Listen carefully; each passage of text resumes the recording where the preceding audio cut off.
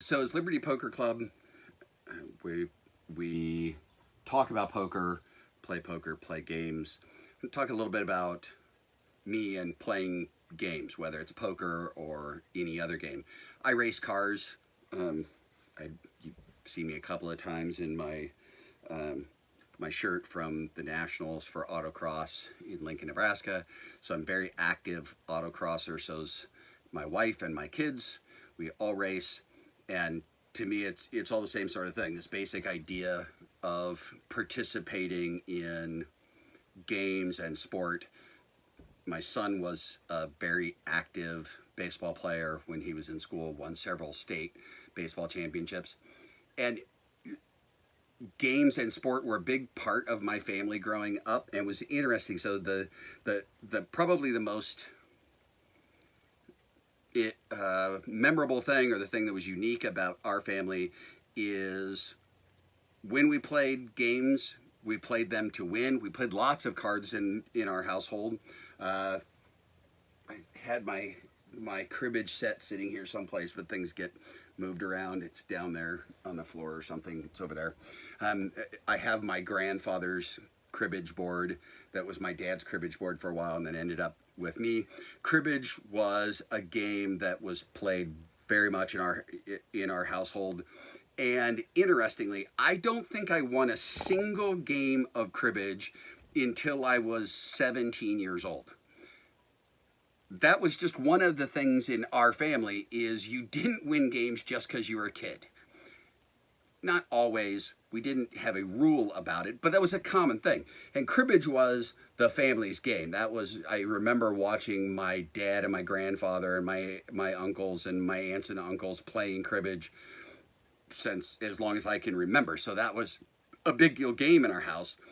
But part of the whole experience is when I got old enough to start learning how to play cribbage, it was nobody in our household was going to let anybody win. You didn't get to win just because you were a kid.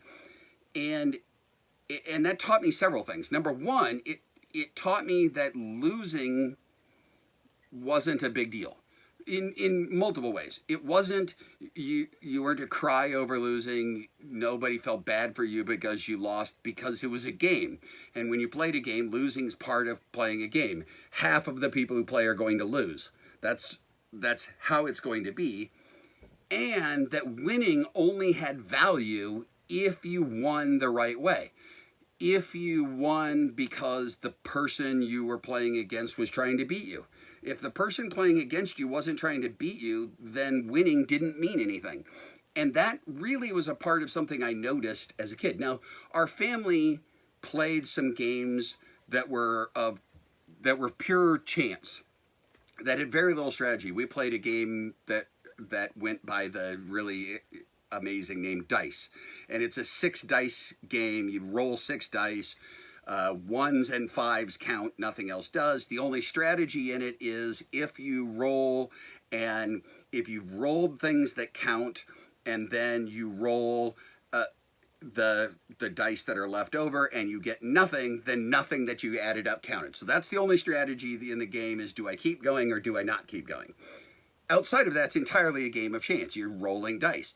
And my family largely played dice with the kids, which, because we could start at a very young age, it's an easy game to understand, and it was easy to understand as a very young game. And as a kid, it was a game we won. So we had as reasonably good a chance. I would say by the time we were 6 or 7 years old, we had enough strategy that there was a reasonable chance we could beat grandma and grandpa or my dad or whatever. And so that was a game that was played.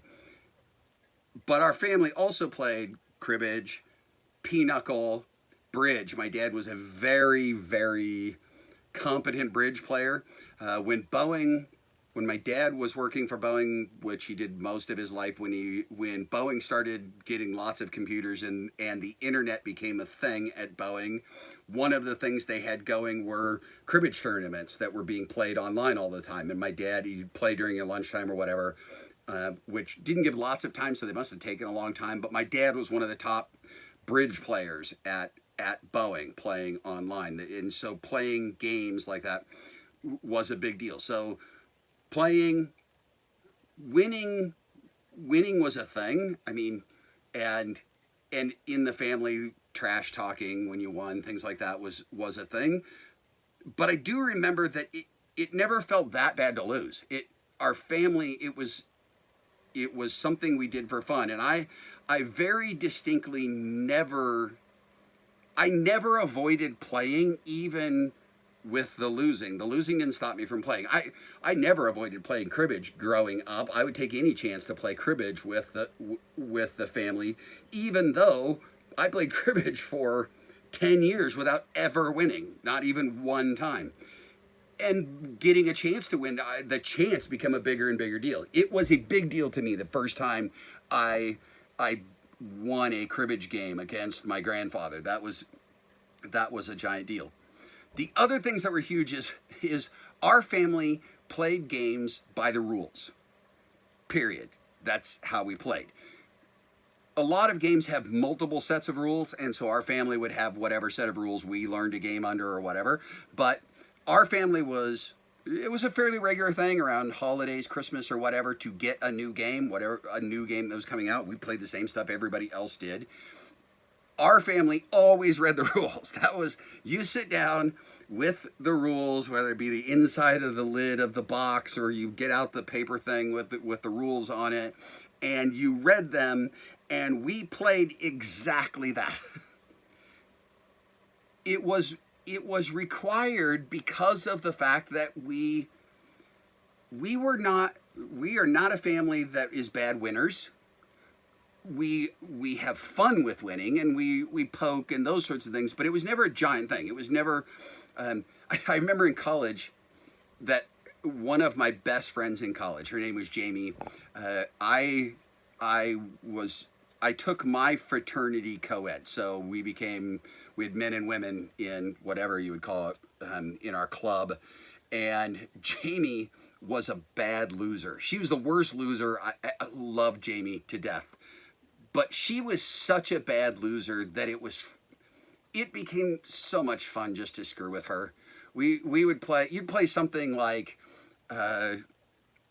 Uno or something. Everybody liked skipping Jamie. You give Jamie a skip because she was going to lose her mind. She would cry. She would, and it was so unbelievable. You just couldn't help but pick on her because of the fact that it was so over the top. I don't know where she'd gotten the competitiveness. And when she won, it was like the only acceptable thing in life. That wasn't our family at all. Winning was fun. Losing wasn't that bad. But none of it mattered unless you played by the rules. I mean, in our family, I honestly couldn't even imagine a member of our family cheating at a game. The idea that somebody would steal money out of the Monopoly bank or something like that would have been so wildly unacceptable in our family as to not even enter my mind as a young person as a concept that somebody would do that. And to me, it still really doesn't. If you're not going to play a game by the rules, why play? It makes zero sense to me that cheating to win makes the win valueless. It ends up with something where you destroy the thing that's your goal. You have the goal, if you're going to play a game, to win. I remember in college meeting a guy who was anti-competition. He decided competition was evil, which was just kind of odd to me. And he tried to argue to me that you could play a game without playing to win. And I would say to him, you play checkers or chess or anything? He's like, yeah. I'm like, do you play to win? He's like, no, not really. I'm like, I would hate to play against you. I would hate to play against you because there'd be no idea what you're doing. The people I least like to play poker against, the people I hate playing poker against, are people who have no clue what's going on. Because the people who have no clue what's going on, there is no way to strategize against them. Because they don't know why they do anything. They're dangerous at the table. You can lose a lot of money to somebody who's completely clueless. One of the worst things in all of poker is to have to point out to a person that they have a better hand than they think they have, and it beats you. I lost a tournament at my own house to somebody who, very nice person, but she didn't know what she had. And it was one of the most painful things because I had read her correctly. She thought she had something. I played perfectly against it. I beat that hand. The problem is she had a better hand she didn't even know she had. God, that's just impossible. It is impossible to strategize that. And I like playing games. I like racing.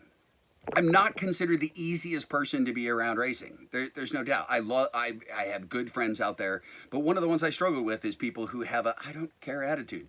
People who will allow people to do things that aren't in the rules, that are against the rules, things that, and I'm not talking about cheating. I'm talking about being laid back about stuff. And the problem is when you're laid back about stuff and you go, it's okay, just let that happen. It's fine. It doesn't matter. There's no end to that.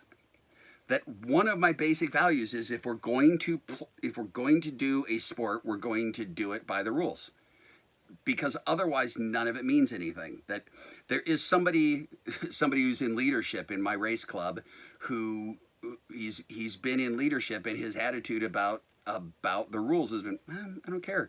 I don't care about competition. I'm like, why do we have an officer in our club who doesn't care about competition? I like him as a person. I like him as a person. I think he's a good guy. I think he's wrong in leadership in a sport organization because he doesn't value winning. And if you don't value winning, what? Yes, we're there racing our cars. We're there playing with cars. That's fun. Then why are we timing it? We're timing it because there's a competition. We hand out trophies.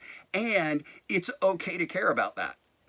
And it's okay. I'm going to defend the fact that it's okay for me to want to win.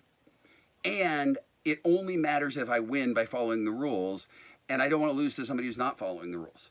So these basic concepts of if you're going to play a game, how are you going to play a game? If you're going to, whether it be poker, whether you play golf, whether you, whatever it is. And I think, it's something that should be consistent about who you are and what you are. That it's something that that tells you who you are and what you're going to be, and that it matters. It will matter in how you raise your kids. It will matter certainly if you're in business, how you do business, those sorts of things. I think all of that matters. So think about it. If you're going to play a game, think about how you're going to play a game, what's going to matter to you, what's going to be the basis that you stand on, and what's going to matter to you.